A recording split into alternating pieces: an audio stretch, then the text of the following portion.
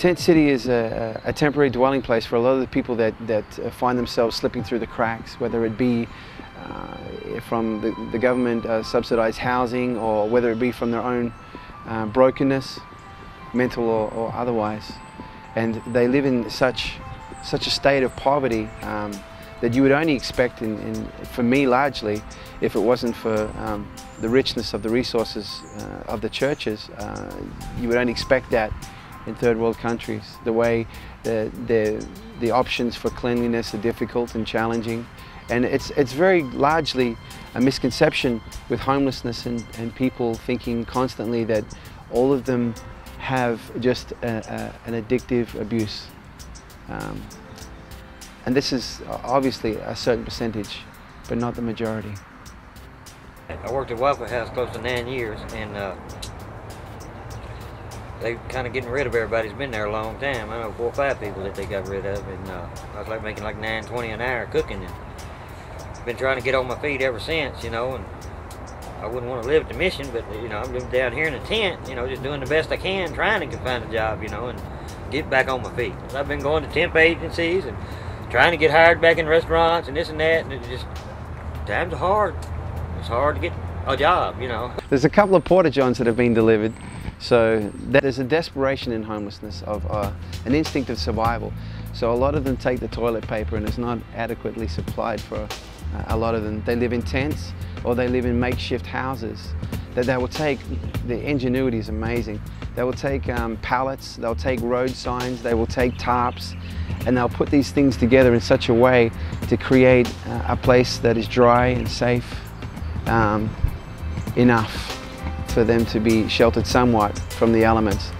But again, because of the state of sanitation, it's easy for them to get disease. Another aspect of homelessness is that when they look around at folks walking to and from places, they got some place to go, they got some career, some motive to their everyday life. They have someone to meet, they have family to go home to, they have dreams to live out. And a lot of the homeless are just surviving. They're just going from day to day to day. Their concerns are just merely, for a lot of people, superficial. Where will I eat? Where will I get clean? How can I even stabilize my life in such a point that I can have an address so that they can have references for work, or phone numbers, or all these things that we take for granted. A little area, even a closet, to have their own personal belongings. Everything is transient, even their documents, their prescriptions, everything. And so you fall into this very quickly into this place of a certain level of hopelessness. You're just trying to get through the day. There's no such thing as career.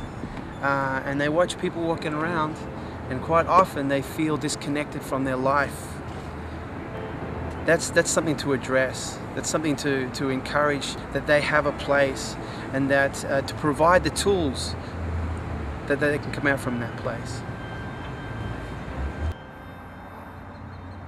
I came to Nashville in 2002, around March 19th, and at that point I entered into a 4-month period approximately of homelessness.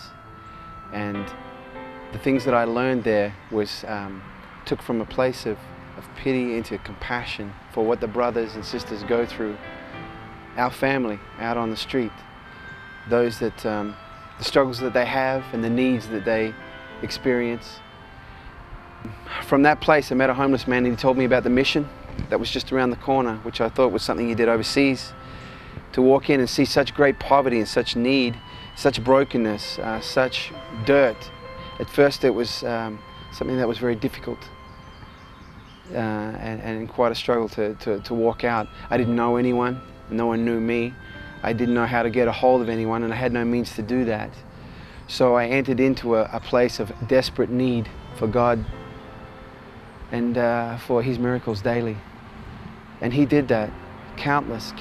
I needed them. My soul needed to be strengthened. It could not make it through each day. And that's what He did. One of the main essences I see today, especially in the current economic problems, is families that have been broken and lost their livelihood, lost their reason to exist, really. And I feel that the one thing that Nashville is kind of missing is the fact that there's not a center for family shelter or for complete families. I think we could even hit that many more people to let them know that there is hope and there's opportunity, and all that through Christ. I can remember when I first started working here 7 years ago, on a pretty spring day or a early summer day, if we had 150 people in here at night, that was a big night. Now, every night it's over 300. The amount of people that are homeless and hurting right now is just getting bigger and bigger as time goes on.